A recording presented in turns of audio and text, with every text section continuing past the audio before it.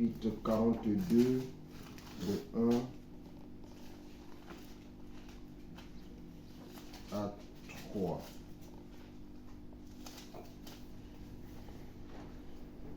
Comme une bille soupire après un courant d'eau, ainsi mon âme soupire après toi, ô Dieu. Mon âme a soif de Dieu, du Dieu vivant. Amen. Amen. Jean 8.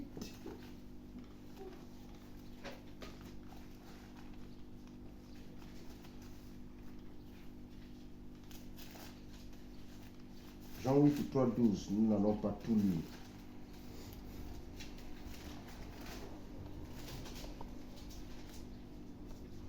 Jean 8.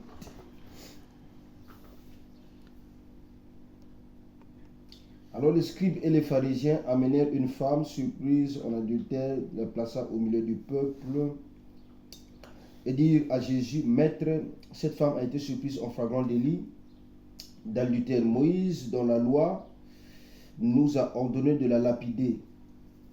Toi, que dis-tu?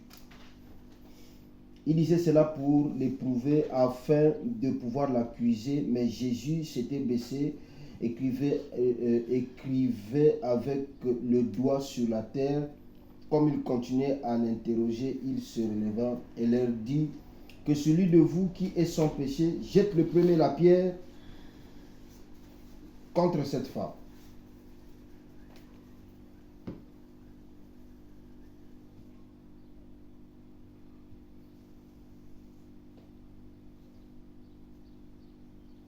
Jette le premier la pierre contre elle. Et s'étant de nouveau baissé, ils écrivaient sur la terre. Quand ils entendirent cela, accusés par leur conscience, ils se retirèrent un à un, depuis le plus âgé jusqu'au dernier. Et Jésus resta seul avec la femme qui était là au milieu. Alors s'était relevé et ne voyant plus que la femme, Jésus lui dit, Femme, où sont ceux qui t'accusaient? Personne t'a-t-il condamné? Elle répondit, Non, Seigneur. Jésus lui dit, Je ne te condamne pas non plus, va et ne pêche plus. Jésus leur parla de nouveau et dit, Je suis la lumière du monde. Celui qui me suit ne marchera pas dans les ténèbres, mais il aura la lumière de la vie. Amen. Amen. Que le Seigneur ajoute des bénédictions. Remarquons qu'il y a un scénario. Il y a un scénario particulier qui se produit ici, en rapport avec cette femme. N'oubliez pas que la femme typifie toujours l'Église. Parce que les types ne montent jamais.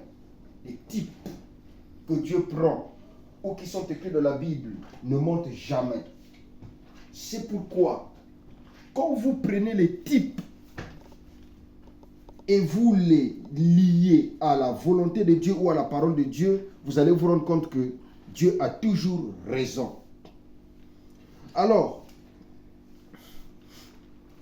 le cas de figure que nous avons ici, à propos de cette femme, c'est qu'il était bel et bien écrit dans la loi de Moïse que chaque fois qu'il y avait une situation, c'est-à-dire que si on te trouvait par exemple en train de voler ou de prendre le mari de quelqu'un ou la femme de quelqu'un, alors dans la loi il était bien écrit, bel et bien écrit que tu devais être lapidé, que tu devais être tué.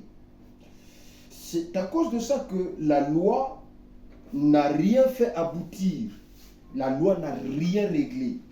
Plutôt la loi a condamné de plus en plus les gens, mais la loi n'a pas sauvé les gens.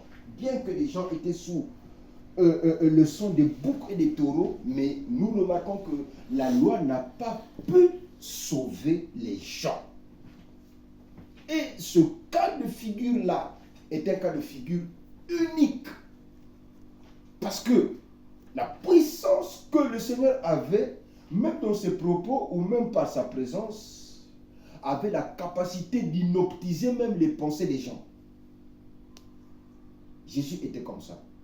Il pouvait t'inoptiser. C'est-à-dire qu'il pouvait arrêter tes pensées. Si tu avais de mauvaises pensées sur lui, il pouvait les arrêter. Si tu avais des mauvais plans contre lui ou contre je ne sais quoi ou qui, il pouvait les arrêter. C'est ça qui fait que de son vivant, il reste Dieu. Parce qu'il a pu agir dans tous les cas de figure. Tous les cas de figure qu'on lui ramenait, lui, le Seigneur, il agissait. Et de manière positive. Vous constatez quoi? Vous constatez le miracle. Parce que le plus grand problème, ça ne sert pas de prier, ça ne sert pas de parler de Jésus, ça ne sert pas de parler du christianisme, ça ne sert pas de parler de la chrétienté si vous n'avez pas des œuvres, si vous n'avez pas des signes, des prodiges et des miracles. Parce que les œuvres sont l'expression de la foi. Vous ne pouvez pas parler de la foi et vous n'avez pas les œuvres. Quand vous sentez que vous êtes en train de marcher dans la vie de Christ, dans les œuvres de Christ, vous êtes en train de marcher dans la parole, vous êtes en train d'avancer avec le Seigneur, il faut que votre foi puisse agir. Si votre foi n'agit pas d'une manière ou d'une autre, il faut nécessairement que vous puissiez vous arrêter. Parce que la Bible dit que les œuvres sont l'expression de la foi.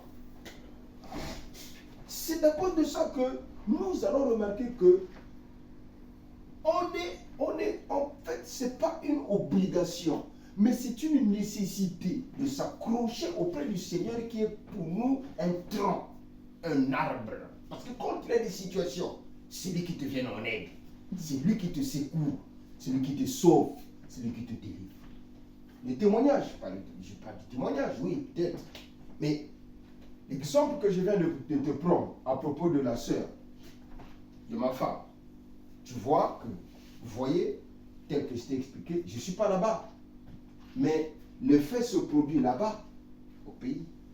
Mais si elle n'avait pas même un peu de foi, hein, mais les choses pouvaient arriver et ça pouvait mal se passer.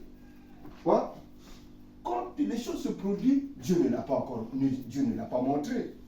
Tout se produit. Mais Dieu, dans son intelligence, il savait ce qui est en train de se passer. Elle est venue se rendre compte après. Pourquoi? Parce que l'attachement qu'elle a avec le Seigneur, même si elle prie dans une église où on dit Branham a dit, mais le problème, ce n'est pas l'église dans laquelle tu pries. Non. Le problème, c'est l'état de ton cœur avec le Seigneur. Quand tu es sincère avec le Seigneur, il faut que tu puisses vivre le miracle de ton jour. Il faut que tu vives la bonté du Seigneur. Il faut que tu vives ça parce que Dieu influence la vie d'une personne. Amen. Dieu, il influence la vie d'une personne d'une manière ou d'une autre. Quand tu es un chrétien, il faut que Dieu influence ta vie d'une manière ou d'une autre. C'est comme ça le monde de la foi. Donc le monde de la foi, c'est comme le monde normal, comme le monde de l'intelligence. C'est-à-dire que tu es intelligent, tu as des bonnes idées, tu as des bonnes ambitions, tu vois, tu as des bons projets. Avec l'intelligence, je dis bien quand tu es intelligent, des bonnes pensées, des bonnes idées, tu les conçois, après tu les développes, tu les utilises. Si ça se passe bien, tu verras que tu vas aller croissant comme ça. Tu vas aller croissant. Et au fur et à mesure que tu vas aller croissant, au fur et à mesure que tu vas grandir, tu vas augmenter peut-être dans le business, peut-être dans le travail, peut-être dans les affaires, peut-être. Tu verras que tu vas grandir au fur et à mesure, tu seras plus sage, tu auras plus d'intelligence, et tu verras que tu vois même ta mémoire va grandir au fur et à mesure. C'est la même chose avec le Seigneur. Donc, le problème c'est, il faut qu'il y ait un attachement. Cet attachement-là, c'est ça qui fait que dans cet attachement, ça te donne une certaine foi. Maintenant, quand les circonstances de la vie arrivent, ces circonstances-là rencontrent le Dieu qui t'a envoyé. Parce que la vie que nous sommes en train de mener là, ce n'est pas notre propre vie. Cette vie dépend de Dieu. Nous avons été envoyés sur la terre pour vivre pour Dieu. Donc, si Dieu t'a donné 80 ans de vie, il faut que tu saches, dès que tu découvres le Seigneur étant un chrétien, par le salut de ton âme, là, ta vie prend un vrai sens. Parce que nous dépendons du Créateur qui est le Seigneur. Amen. Le reste de ta vie, tu ne dois vivre que pour le Seigneur. Tout ce que tu fais, tu dois vivre que pour le Seigneur. Donc, cette femme-là, dans ce cas de figure, a eu juste la chance d'atterrir auprès du Créateur, du Seigneur, qui avait toutes les clés et toutes les facettes. Donc, le cas de figure que nous avons ici, c'est Dieu qui prend toutes les facettes et qui a la possibilité d'agir d'une manière ou d'une autre pour t'accorder le succès, le bien-être, le bonheur, la vie sauve, la sécurité, la protection. Parce que l'âge dans lequel nous sommes rentrés, c'est un âge où en fait tu as droit à tout. C'est à cause de ça que toute notre vie, vous verrez que toutes mes prédications, moi je n'aime pas trop prêcher, je n'aime pas trop parler du frère Branham. Vraiment, j'aime bien le prophète, mais je n'aime pas trop parler du prophète. J'aime tellement le Seigneur parce que j'ai découvert ce qu'il a fait pour moi, le monde dans lequel il m'a fait rentrer au point où je préfère parler du Seigneur Jésus que du prophète. Parce que quand tu parles du prophète, tu parles du Seigneur. Quand tu parles du Seigneur, tu parles aussi du prophète. C'est la même chose. C'est le Seigneur qui a envoyé le prophète. Et ce n'est pas le prophète qui a envoyé le Seigneur. Amen. Amen. Amen.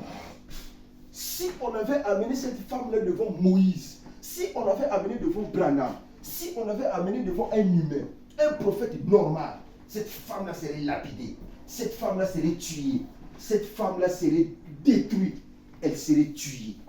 C'est pourquoi chaque fois que l'Église épouse est en face de Dieu, du Créateur, du Sauveur, de Jésus, alors il faut que le miracle se produise.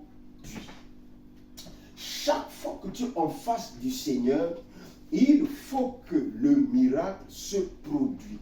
Et quand tu es toujours dans la présence du Seigneur, tu vas vivre de miracle en miracle. Je sais ce que je suis en train de dire. Hein. Il y a des choses que je ne peux pas vous dire. Même maintenant, il y a des choses que je ne peux pas te dire. Je sais, quand tu me vois prêcher quelque chose, ça veut dire que moi-même, je suis en train de vivre ça. Parce que la nourriture spirituelle, aujourd'hui, c'est que tu vives des choses que tu prêches. Tu ne peux pas prêcher des choses que tu ne vis pas. Ce n'est pas possible. Il faut que tu vives ça pour que quand tu parles de ça, ça produit la vie. C'est pourquoi, chaque fois qu'une personne était en face de lui, cette personne-là vivait le miracle. Chaque fois qu'une personne était en face de lui, si je peux me permettre la répétition, cette personne-là, il vivait le miracle d'une manière ou d'une autre. C'est à cause de ça qu'il faut éviter l'intellect. Il faut éviter l'intellect parce que l'intellect, l'intelligence, ça ne marche pas. Avec le Seigneur, il faut être un aveugle. Il faut être un aveugle. C'est-à-dire que tes yeux-là n'existent plus. Tout ce que tu as comme sens n'existe plus. Et ce sont maintenant les sens de la foi qui existent. Quand ces gens-là ont amené la femme-là devant le Seigneur, ils ne savaient en rien qui était le Seigneur Jésus. Ils sont venus pour le tenter, ne sachant pas qu'ils étaient en face de Dieu lui-même, le maître de tous les esprits.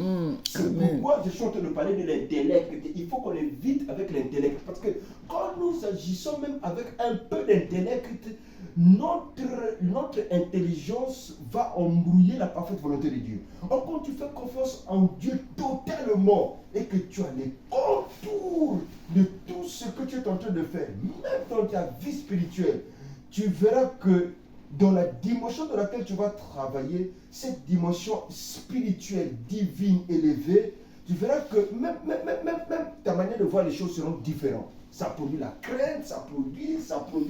Tu n'iras pas en faisant des choses, c'est comme si tu es tout puissant. Non. Tu es réservé. Parce que pourquoi? Parce que tu comptes sur le Seigneur. Amen. Amen. Amen. Il est le seul qui est la lumière du monde.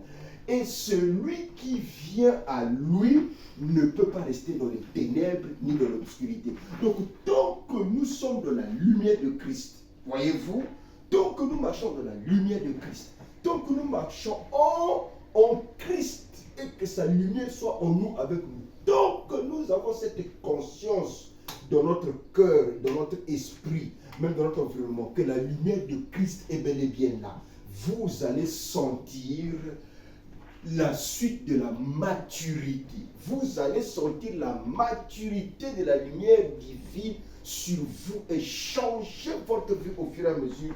Je vous dis la vérité, les années peuvent passer. Vous allez commencer à vivre votre miracle. Parce que le grand problème, c'est quoi? C'est que chacun de vous doit vivre le miracle de son jour. Parce que quand le Créateur vient, il vient avec tout.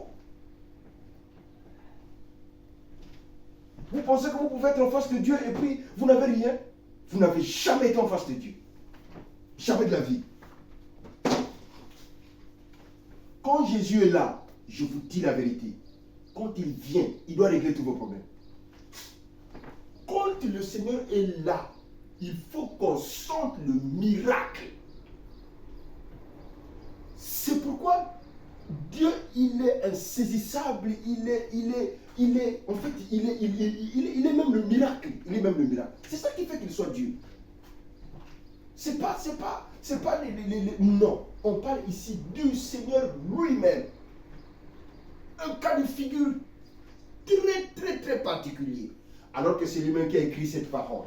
Il dit que quand vous allez rencontrer, quand vous allez faire ça, quand vous allez faire ça, quand vous allez faire ça, agissez comme ça. Et on amène devant lui cette femme-là qui s'était mal comportée. Alors lui-même, il agit différemment de ce qu'il avait déjà écrit. Pourquoi? Parce que ce qu'il avait écrit, c'était pour le passé.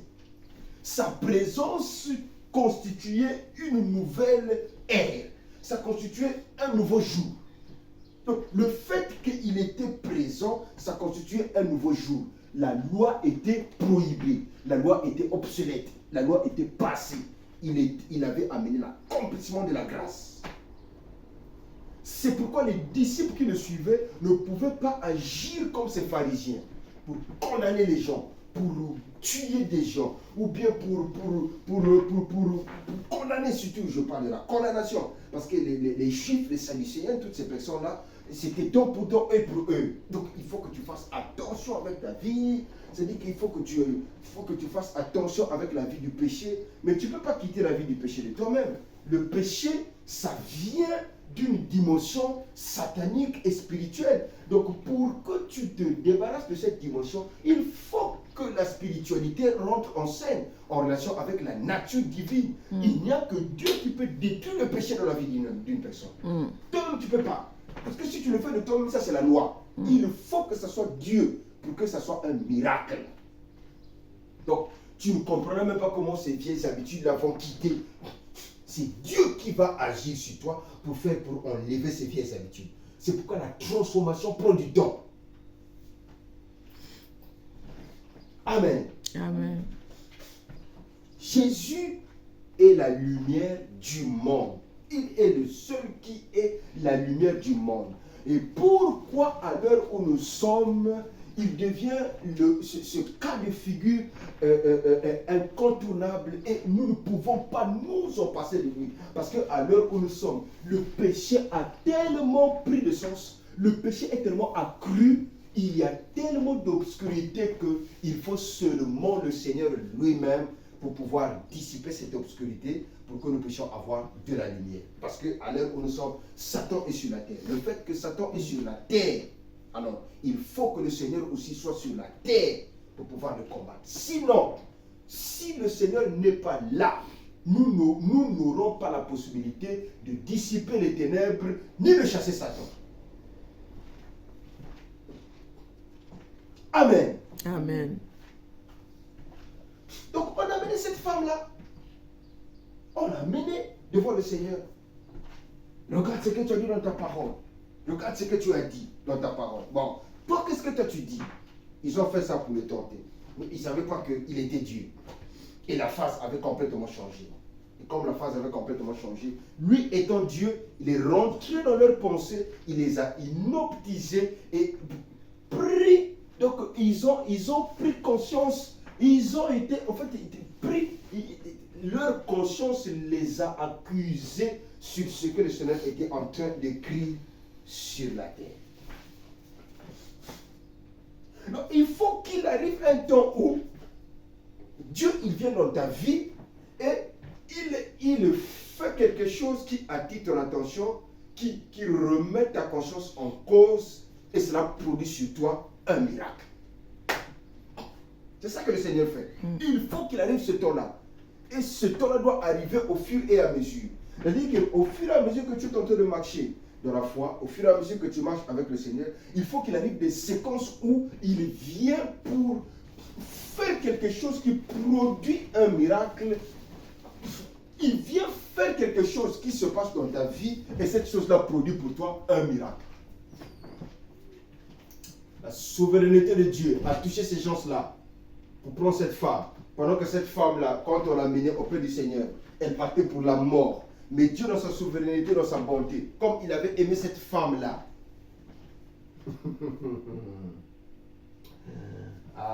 la bonté du Seigneur a amené cette femme-là auprès du Seigneur.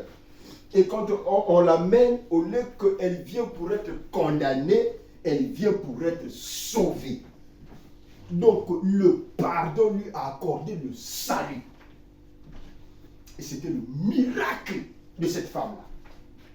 Vous imaginez? Tu te retrouves devant la barre, dans une situation, et on t'acquitte, alors que tu es fautif, alors que tu as tort.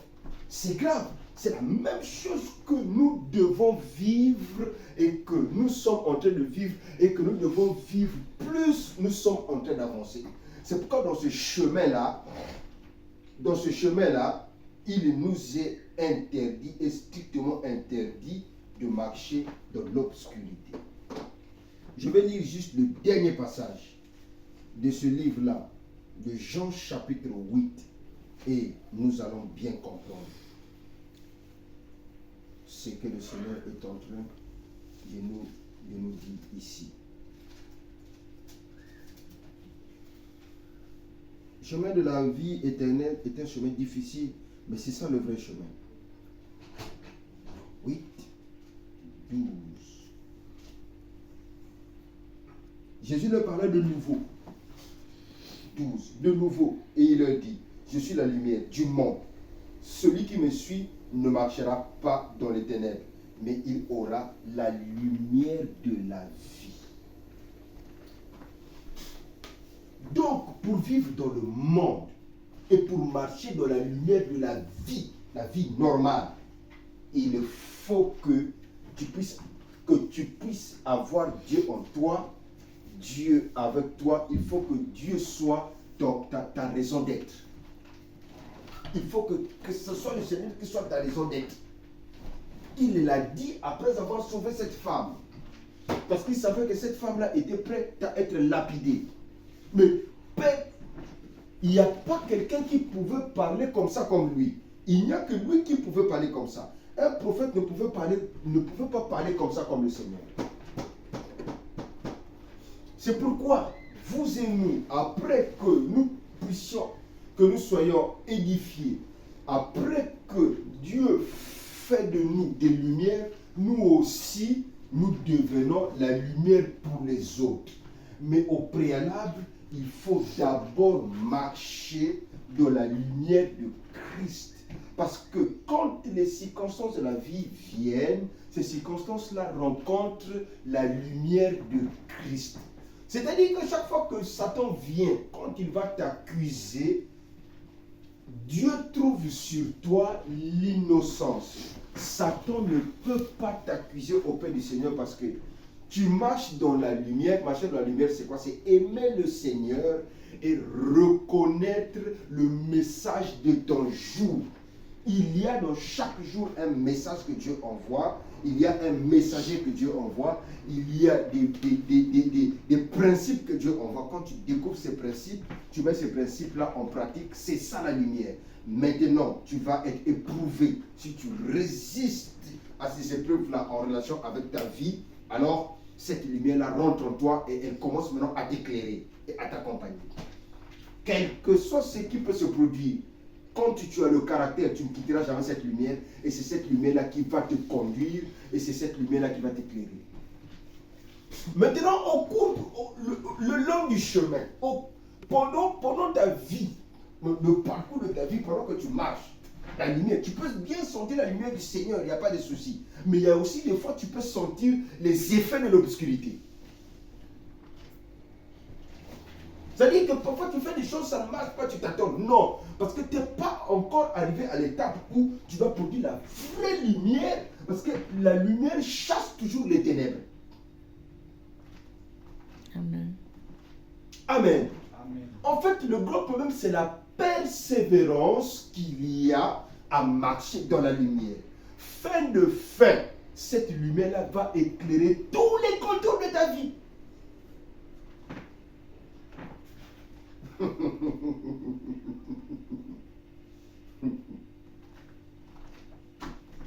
Est-ce qu'on peut dire Amen? Amen. Donc, la persévérance fera que la lumière de Jésus va éclairer tous les contours de ta vie. Maintenant, si tu cours très vite dans ta foi, tu verras que le plus rapidement possible, ta lumière va éclairer tous les contours de ta vie. Mais tant que tu vis dans la lumière et tu marches avec la lumière de Christ, il faut continuer à avancer. C'est pourquoi il nous est interdit de stagner, de reculer. Il faut avancer. Parce que ce n'est pas nous. En fait, ce n'est pas nous qui connaissons le niveau de la spiritualité que nous devons avoir, c'est le Seigneur. C'est Dieu qui connaît qu'à ce niveau-là, tu as la possibilité, le pouvoir qu'il t'a donné, ou bien tu as la possibilité de réussir tes responsabilités, de faire ceci, de faire ceci. C'est Dieu qui connaît, ce n'est pas nous. C'est pourquoi lui, il a dit, moi je suis la lumière du monde. Parce qu'il était le Messie, il était le Christ, il était le sauveur du monde, il était le Seigneur. C'est pourquoi il a dit, il est la lumière du monde. Quiconque vient à moi, il ne va jamais marcher dans l'obscurité. Donc, juste cette seule phrase-là, ça peut éclairer toute ta vie. Si tu médites sur ça, de nuit comme le jour, tu rentres en profondeur, tu vas découvrir beaucoup de très bonnes choses dedans.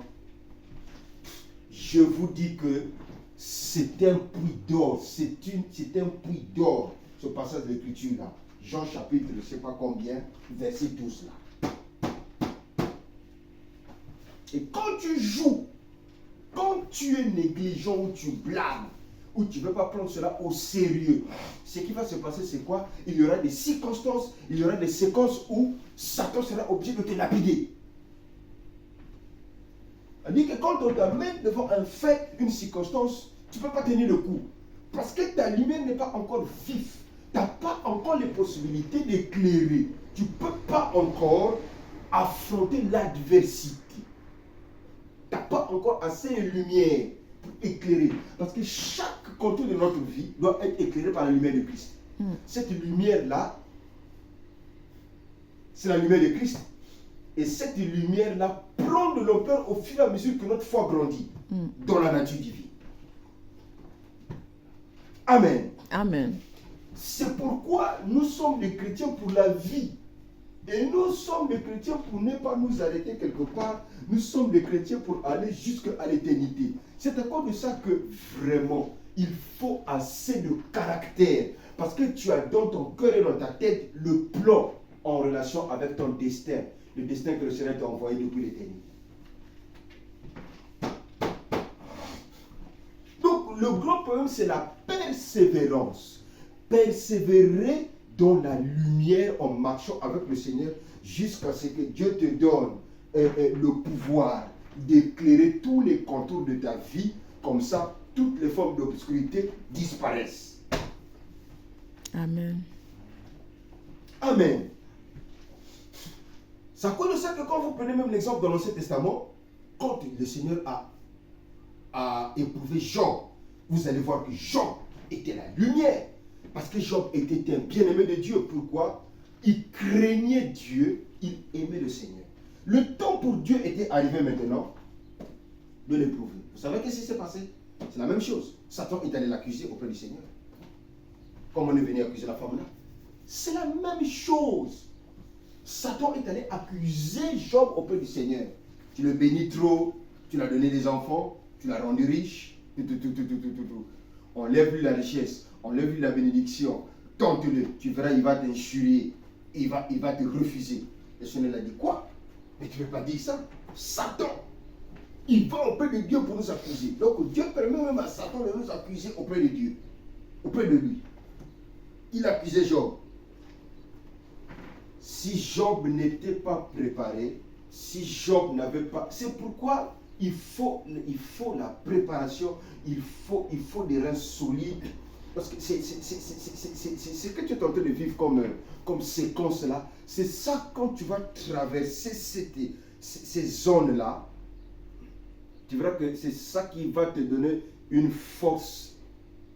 Tu sais pourquoi moi je suis comme ça? Tu sais pourquoi moi je suis comme ça, sœur? C'est parce que j'avais perdu mon enfant. L'épreuve de l'enfant là, elle se marie. C'était la plus grande épreuve de ma vie. Si j'avais mal passé ça, je ne serais jamais ce que je suis aujourd'hui. C'est pourquoi les épreuves sont des gains, c'est de l'or, c'est des bonus, c'est des garanties. La Bible dit par Paul que l'épreuve c'est l'or. Quand tu n'es pas beaucoup éprouvé, tu n'es pas un vrai fils ou une fille de Dieu. Donc chaque fois que je pense à cette épreuve, au lieu que ça m'attriste, ça me donne une force phénoménale et je fais combattre Satan. Amen. Parce que Lucifer est conscient que j'avais gagné l'épreuve. Donc quand il voit ça, l'épreuve il l'avait gagné, il fait pour lui, il part. Quand il voit au ciel là-bas c'est écrit épreuve, gagné. On m'a traité de tout au cours de cette épreuve. Donc il y a des épreuves, il ne faut pas rater. Et ces épreuves-là doivent te servir. En fait, c'est des cadeaux. Comment est-ce que je peux appeler ça? C'est de l'or. Les épreuves, c'est de l'or que Dieu met en face de nous pour nous permettre de grandir, de passer à une autre étape. Amen. Amen. Quand ces hommes-là ont voulu lapider cette femme et qu'ils sont partis, quand le Seigneur a demandé à cette femme, je ne sais pas si cette femme-là connaissait que Jésus était le Seigneur. Vous remarquez la réponse que cette femme-là a donnée? Cette femme-là a dit non, Seigneur. En tout cas, ils ne m'ont pas condamné. Donc, elle savait que Jésus était bel et bien le Seigneur. Et quand Satan est allé accuser aussi Job, et que le Seigneur a dit à Satan, allez, va l'éprouver. Regardez dans la Bible, vous allez voir. Job n'a pas fléchi d'un seul coup. Il est resté ferme. Même sa femme l'a dit, injurie ce Dieu-là. Quel est ce Dieu-là qui peut te prouver à ce niveau? Des ulcères. Vous connaissez la maladie des ulcères? Donc des furoncles qui sortent sur tout le corps et qui fait sortir maintenant de l'eau. Ake maladie. Bibon me tobo comme tout union tout ma c'est ma fille. Le Seigneur a retiré tous ses enfants. Tout ce qu'il avait comme bien, le Seigneur avait tout chamboulé.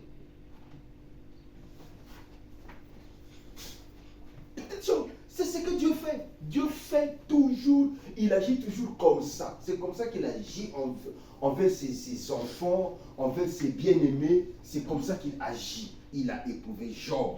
Job a tenu le coup. Jusqu'à ce que, après, le diable est reparti auprès du Seigneur pour lui dire, en tout cas, c'est vrai qu'il t'aime. Qu'est-ce que Dieu a fait? Le Seigneur l'a restauré. Job est le type de Christ. Il avait un seul slogan. Il dit, mon Rédempteur est vivant.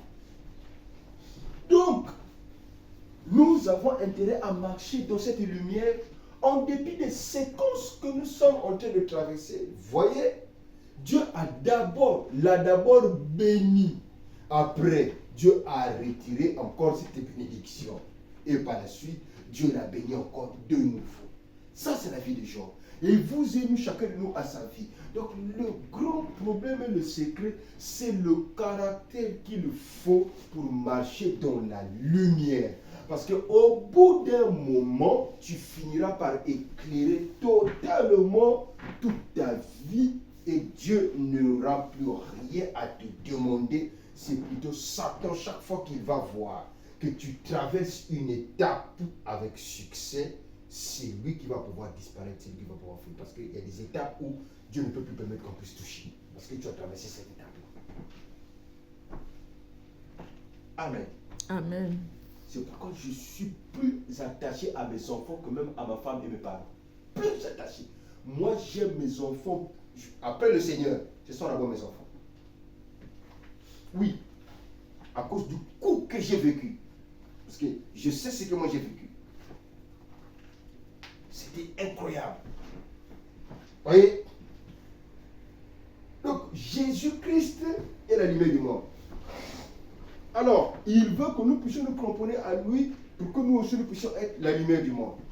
Il y a beaucoup de séquences dans la vie qui sont des séquences bonnes et mauvaises.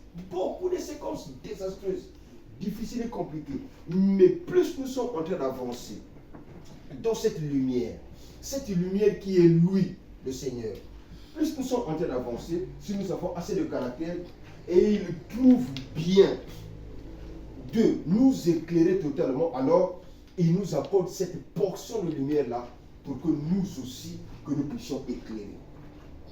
Quand tu vois que beaucoup de parties de ta vie en relation avec ta foi, parce que ces parties de la vie te doivent être accordées en relation avec ta foi. C'est ta foi qui te donne ce que tu as besoin. C'est ta foi. Ça dit que Dieu agrée ta foi, au bout d'un moment, maintenant, il te donne ce dont tu as besoin. C'est comme ça que ça se passe. En relation avec ta foi. Au bout d'un moment, quand tu vois que Dieu te donne certaines choses, d'une manière ou d'une autre, alors tu atteins un certain niveau de la spiritualité.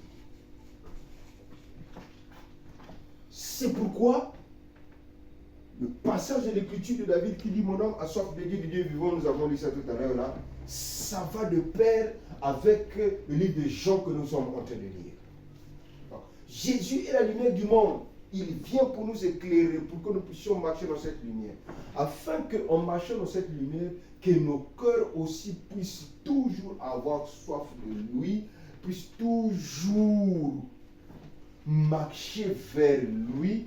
Comme ça, ça nous rend de plus en plus humbles, parce que le Seigneur, il est très attentif à tout ce que nous sommes en train de faire. Parce que souvent, vous voyez le cas de Job. Job, Dieu l'avait béni énormément. Pourtant, il était très humble. C'était la catégorie de David. Job ne mélangeait jamais la grâce que le Seigneur lui avait accordée avec l'amour du Seigneur. La Bible dit que c'était un homme intègre.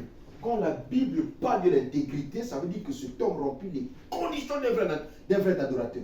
Un vrai adorateur, c'est-à-dire que quelqu'un qui n'a rien à voir avec sa pensée sur tout ce que le Seigneur lui a donné. La richesse et tout. Non, il ne touche pas ça. Le Seigneur reste le Seigneur. Ce que Dieu lui a donné, c'est ce que Dieu lui a donné. Il n'y a pas de mélange. On dit qu'il était humble, il était intègre, il avait toutes les qualités d'un vrai fils et d'un vrai serviteur de Dieu. Mais pourtant, Dieu l'a éprouvé. Donc, vous et nous aussi, le Seigneur veut que nous puissions avoir cette forme d'humilité-là pour que nous ne puissions pas nous perdre d'une manière ou d'une autre. Donc, la leçon de cet après-midi, c'est nous cramponner et rester vraiment dans la lumière du Seigneur pour qu'au bout d'un moment, cette lumière éclaire la totalité de notre vie. Maintenant, il nous faut ce qu'on appelle de la persévérance et de la patience. Si tu n'as pas la patience et la persévérance dans le monde de la foi, Dieu ne pourra pas t'accorder de très grandes choses parce que Dieu, il aime bien la patience et la persévérance. C'est comme ça qu'il est. Dieu, c'est comme ça qu'il agit. En fait, Dieu, il est très mystérieux. Tu ne peux pas le comprendre. Il faut seulement le croire. Il ne faut pas chercher à comprendre le Seigneur. Il faut juste le croire et faire avec ce qu'il est en train de faire. Il te dit de faire quelque chose, tu le fais. Il te donne quelque chose, tu prends. C'est comme ça. Et il peut aussi parfois te dire quelque chose, il ne te donne pas aussi. C'est comme ça qu'il est. Parce qu'il est souverain. Amen. Amen. Donc cette femme-là a bénéficié de la grâce, de la bonté, du mystère de l'expiation. Elle est arrivée au bon moment. Nous aussi, nous devons arriver au bon moment, au bon endroit, comme ça nous puissions aussi bénéficier tout le temps de cette grâce, de cette expiation, afin que nous puissions aussi accéder à l'étape de Job après l'épreuve. Voilà. De Job après l'épreuve. Comme ça, si nous sommes en train de vivre séquences, hein, des séquences où il est en train de nous éprouver, et il y a ceci, il y a cela, que nous puissions passer à la séquence où l'épreuve quitte pour entrer maintenant dans la transformation, de la grâce et de la bénédiction.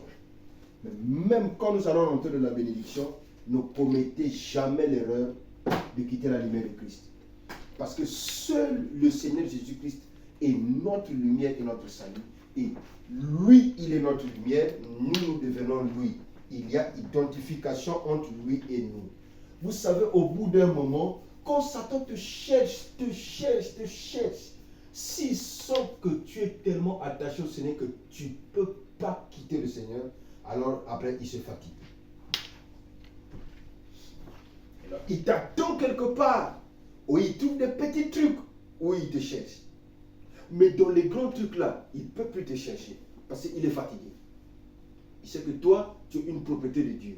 Tu ne peux pas trahir le Seigneur sur ça, sur ça, sur ça, sur ça. C'est pourquoi il y a des défauts, par exemple, il faut d'abord que tu quittes ces défauts-là pour entrer vraiment dans la vraie identification. Pour entrer dans la vraie identification, il faut que le Seigneur puisse te délivrer de ces défauts-là. Quand Dieu parle des gens comme des gens qui étaient intègres, c'était vraiment des gens qui étaient intègres. Amen. Amen. C'est le Seigneur qui a envoyé Job. C'est le Seigneur qui a envoyé cette femme-là qui avait péché. C'est le Seigneur aussi qui avait envoyé ces Sadducéens-là pour chercher à lapider cette femme. C'est le Seigneur qui nous envoie aussi maintenant pour que nous aussi nous puissions bénéficier de sa grâce. Nous sommes dans un âge où la grâce surabonde, mais l'obscurité et le péché surabondent. Pourquoi l'âge-là est difficile? Cet âge-là est difficile parce que le monde des ténèbres est totalement sur la terre. Donc le monde des ténèbres constitue la pire des obscurités. Avant cet âge, le monde des ténèbres n'était pas aussi cruel comme ça. Mais là, le monde des ténèbres devient très cruel. Donc dès qu'il y a une lumière quelque part, le monde des ténèbres fait tout pour éteindre cette lumière. C'est pourquoi il faut tout faire pour avoir une lumière très vive. Il faut un caractère homme. Vraiment, il faut un caractère. Dans le sens où quand ta lumière est très vive et que tu as le caractère pour garder cette lumière, maintenant Dieu peut maintenant t'accorder des savoirs pour que tu protèges maintenant ces savoirs-là avec cette lumière. Mais si tu n'as pas assez de caractère, tu joues pour toi, tu es parfois négligent et tout. Et Dieu te donne cette lumière-là. Cette lumière-là ne pourra pas éclairer tes trucs. Et quand Satan vient, il va chambouler ça. Il n'acceptera pas que tu puisses. C'est pourquoi il avait accusé Job. Parce que Job était intègre. Donc quand tu vis dans l'intégrité de la lumière divine, Satan ira t'accuser.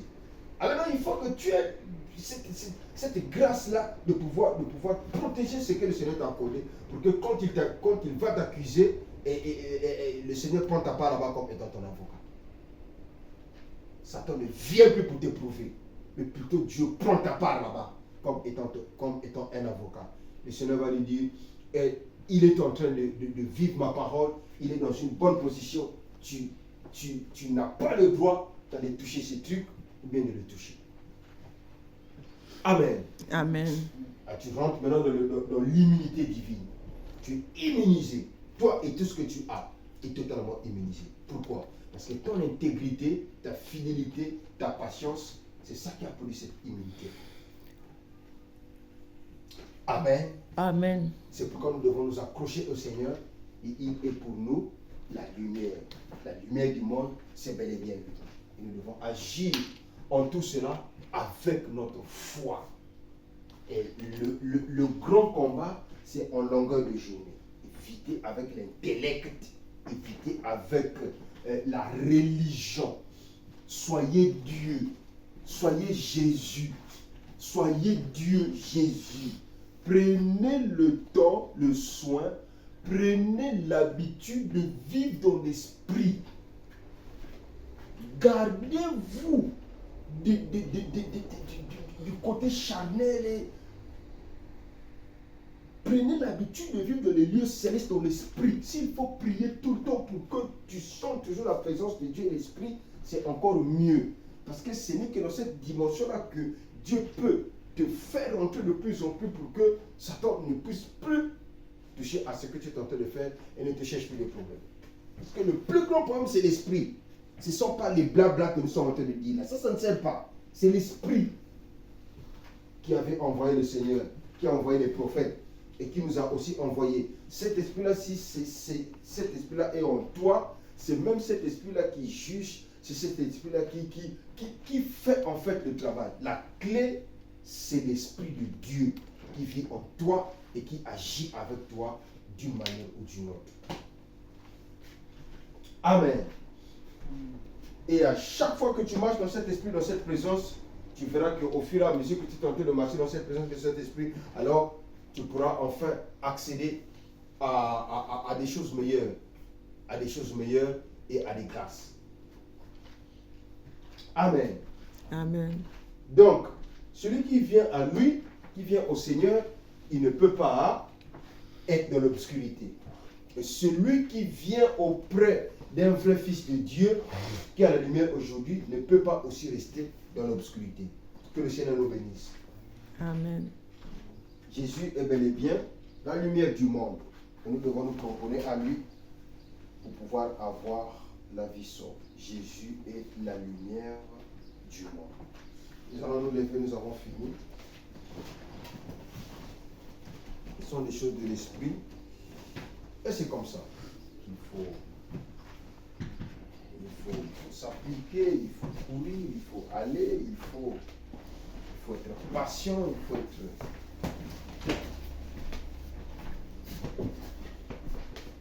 Prenez le soin de marcher dans l'esprit. Prenez le soin d'éviter la religion. Prenez vraiment le soin de marcher dans l'esprit, comme ça, que Dieu puisse agir. Mais dans les principes de Dieu, plus tu avances, quand tu avances dans la foi, Dieu est obligé de te faire accéder à des choses meilleures. C'est comme ça. Parce que la patience paye. Et la fidélité aussi, ça paye.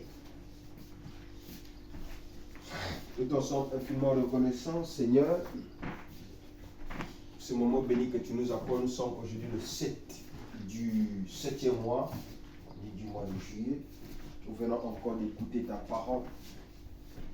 Nous savons qu'après avoir écouté cette parole, nous allons être éprouvés. Et ce que Satan veut, c'est qu'il veut éteindre la lumière que nous avons. C'est pourquoi nous lui résistons, afin que cette lumière ne soit pas éteinte. C'est pourquoi je te confie, Seigneur, l'exécution de cette œuvre, pour que tu sois la lumière de cette œuvre et que tu nous accordes le succès dans ce que nous sommes en train d'entreprendre, dans ce que nous sommes en train de faire, pour que Satan ne nous lapide pas, mais que nous soyons Job après l'épreuve, au jour de la résurrection, au jour de la transformation, au jour de la restauration. Bénis, Seigneur, cette œuvre. Bénis ce que nous sommes en train de faire. Bénis, Seigneur Jésus-Christ, Dieu roi de gloire, le ministère pour lequel tu nous as liés. Nous éloignons les échecs, nous éloignons le tâtonnement et tout ce qui n'est pas de toi, mais nous proclamons la lumière et ta grâce. Bénis chaque fils et fille de Dieu. Bénis, Seigneur, cette année. Bénis tout ce que nous sommes en train de répondre. Accorde-nous vraiment le succès dans ce que nous sommes en train de faire. D'une manière ou d'une autre, nous avons besoin du succès dans ce que nous sommes en train de faire en relation avec ta parfaite volonté. Nous voulons aussi saisir ta volonté pour que le succès nous accompagne. C'est pourquoi, donne-nous la possibilité de saisir et de cerner ta volonté. Veille sur nous contre la maladie, contre la mort, contre tout ce qui n'est pas de toi. Que le signe soit visible sur ce que nous sommes en train de faire de notre corps dans ta volonté. Que le signe soit visible. Veille, Seigneur, sur ton œuvre. Bénis le lever de midi. Bénis, Seigneur, ce pays. Que notre présence dans ce pays puisse être la lumière et que ta volonté parfaite s'accomplisse dans ce pays.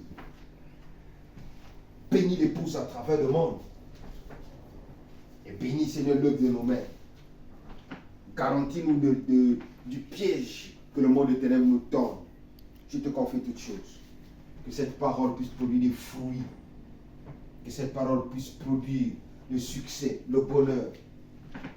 Oh, tout ce qui n'est pas de toi, dans nos pensées, dans nos cœurs, dans l'atmosphère, dans l'environnement, mais que nous puissions vivre pour toi, marcher pour toi, et que nous puissions avancer dans ton œuvre. Qu'il en soit ainsi. Nous nous remettons à toi, et que tout soit fait pour l'honneur d'avoir les conseils quand nous avons dédié ce moment. On te confie, Seigneur, cette réunion de prière et cette semaine et ce mois au nom tout puissant de Jésus-Christ.